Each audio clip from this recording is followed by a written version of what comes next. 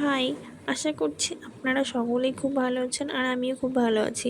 আর আমার গলার ভয়েসটা একটু পরিবর্তন হয়েছে, কারণ ওয়েদার চেঞ্জেস, যেমন বৃষ্টি হচ্ছে, এই রৌদ্র হচ্ছে, তো সেই জন্য ঠান্ডাটা একটু লেগে গেছে, বৃষ্টিতে ভেজা হয়েছে।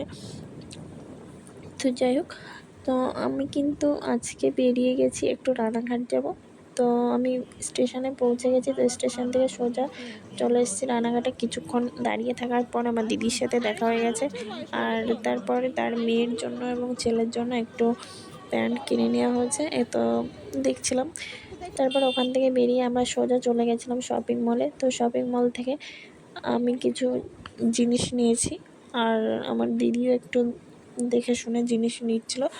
তারপর সেখান থেকে বেরিয়ে আমরা চলে গেছিলাম রানাঘাটে, যেহেতু শ্রীলেদার্স ওপেনিং হয়েছে, তো সেখানে। তো সেখানকার কালেকশানগুলো মোটামুটি ঠিকঠাক ছিল, কিন্তু আমার ঠিক একটা পছন্দ হয়নি, তো সেই জন্য আমরা কিছু